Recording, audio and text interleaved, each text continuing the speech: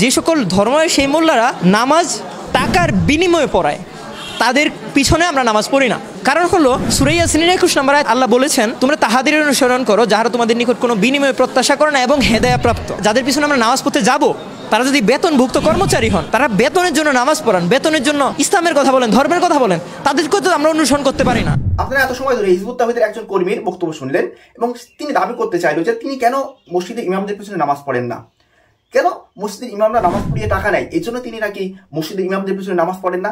আসুন দেখি আজকে আমরা ওই ছেলেটারই আরেকটা বক্তব্য শোনাবো আপনাদেরকে এবং সেই বক্তব্য শুনিয়ে আমরা জবাব দেবো ইনশাল্লাহ। এটা কিভাবে আপনি যুক্তি খণ্ডাবেন?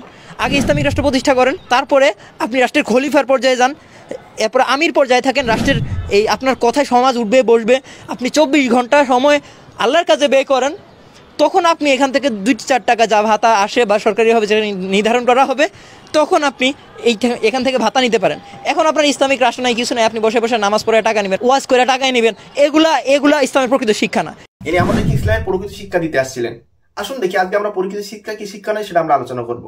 মানে উনি প্রথম পর্যায়ে দাবি করেছেন যে মসজিদের ইমামদের পিছনে উনি নামাজ পড়েন না কেন, কারণ মসজিদের ইমামরা নামাজ পড়িয়ে টাকা নেয়, এই জন্য তিনি নাকি মসজিদের ইমামদের পিছনে নামাজ পড়েন না।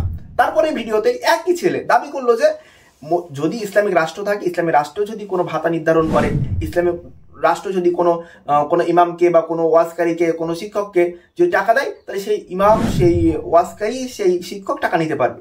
আসলে ভাই আপনি যে দাবি করলেন ইসলামিক রাষ্ট্র থাকলে টাকা নিতে পারবে আর ইসলামিক রাষ্ট্র না থাকলে টাকা নিতে পারবে না, এর পক্ষে আপনি কোরআন বা হাদিস থেকে একটা মাত্র ডিফারেন্স আমাদের সামনে তুলে ধরবেন। আপনি নিজের মন গড়া কোনো যুক্তি, কোনো ব্যাখ্যা আমরা নেব না। জবাব নম্বর 2, আসলে হিজবুত তাওহীদের এই কর্মীরা বারবার ধর্ম ব্যবসায়ী কথা বলতে আসে। আসলে আজকে আমরা দেখবো যে আসলে ধর্ম ব্যবসায়ী আসলে কারা। হিজবুত তাওহীদ নামক এই দলটা তাদের নিজস্ব মতামত ছড়িয়ে দেওয়ার জন্য, নিজস্ব চিন্তা ভাবনা মানুষের মাধ্যমে ঢুকিয়ে দেওয়ার জন্য তারা নিজস্বভাবে পত্রিকা বিক্রি করে। তাদের নিজস্ব ধর্ম মানে মতামত ছড়িয়ে দেওয়ার জন্য, তাদের নিজস্ব ধর্মের মতামত ছড়িয়ে দেওয়ার জন্য তারা পত্রিকা বিক্রি করে এবং পত্রিকা বিক্রি করে তার থেকে লভ্যাংশ উপার্জন করে। এখানে ভাই ধর্ম ব্যবসায়ী আসলে কারা? ধর্মের বিনিময়ে কারা টাকা ইনকাম করছে? হাজার হাজার পত্রিকা বিক্রি করে আপনারা যে ইনকাম করছেন, এই টাকাগুলো লভ্যাংশ নিয়ে আপনারা কি ধর্ম ব্যবসায়ী হচ্ছেন না? হিজবুত তাওহীদের বর্তমান যিনি পরিচালনা করছেন হোসেন মোহাম্মদ সেলিম, তিনি কি বর্তমানে একজন ধর্ম ব্যবসায়ী নয়? যদি আপনারা ধর্মের প্রচার করেন তাহলে অবশ্যই আপনারা যেহেতু পত্রিকা বিক্রি করে টাকা ইনকাম করছেন, তাহলে আপনারা ধর্ম ব্যবসায়ী। আর আপনারা যদি ধর্ম বাদ দিয়ে যদি নাস্তিক্যবাদ প্রচার করেন, অধার্মিকবাদ প্রচার করেন, তাহলে আপনারা ধর্ম ব্যবসায়ী না। আমাদের জবাব নম্বর 3, হিজবুত তাওহীদের আমরা নিজস্ব ওয়েবসাইট দেখলাম এবং নিজস্ব লেখাবো, তাদের নিজস্ব মতামত ছড়িয়ে দেওয়ার জন্য অসংখ্য বই তারা লিখেছেন। আসলে বইগুলোকে ফ্রি বিক্রি করে?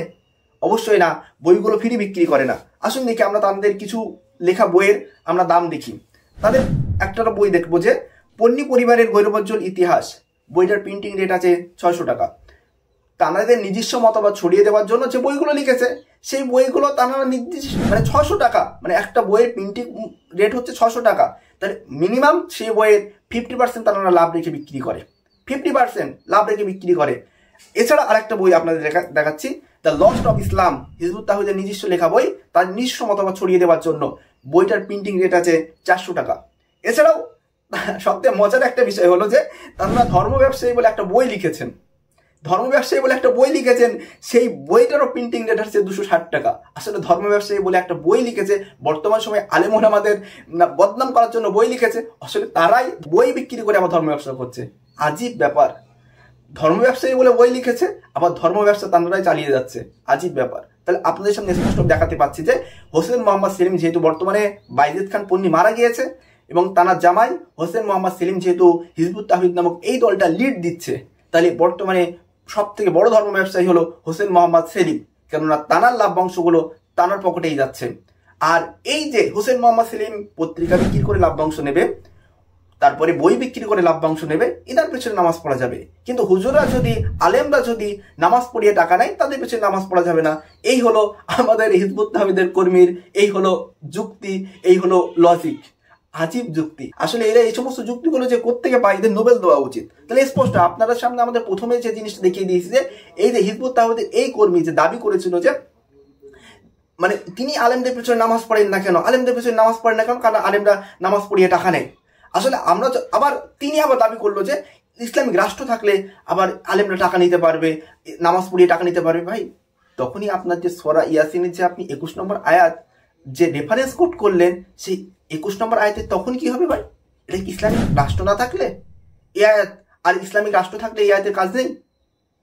দেখেন উনি যে রেফারেন্সগুলো দিল, উনি যে কথাগুলো বললো, সেই কথাগুলো বলছিল ইসলামিক রাষ্ট্র থাকলে একজন ব্যক্তি ইমাম টাকা নিতে পারবে। তাহলে ইসলামিক রাষ্ট্র থাকলে যখন টাকা নিতে পারছে, ইসলামিক রাষ্ট্র না থাকলে টাকা নিতে পারবে না কেন? কেন পারবে না? তখন কি সূরা ইয়াসিনের 36 নম্বর সূরা ইয়াসিনের 21 নম্বর আয়াত, সূরা বাকারার 174 নম্বর আয়াত, এই আয়াতগুলো কি রহিত হয়ে যাবে? আমাদের প্রশ্নের জবাবগুলো দিয়ে যাবেন। স্পষ্ট আমরা দেখাতে পেরেছি। যদি আপনি বলেন যে মুসলিম ইমাম নামাজ পড়িয়ে যেহেতু টাকা নেই, তার পেছনে আমরা নামাজ পড়াবো না, তাহলে স্পষ্টই হোসেন মোহাম্মদ সেলিম যেহেতু হিজবুত তাওহীদের লিড দিচ্ছে, পত্রিকা বিক্রি করে তিনি টাকা নিচ্ছে, বই বিক্রি করে টাকা নিচ্ছে, হোসেন মোহাম্মদ সেলিমের পেছনে আপনি নামাজ পড়বেন না। আর আপনি নামাজ পড়েন তাহলে আপনি মুনাফিক, কারণ আপনি কথা যে বলেন সেই কথা রাখতে পারেন না।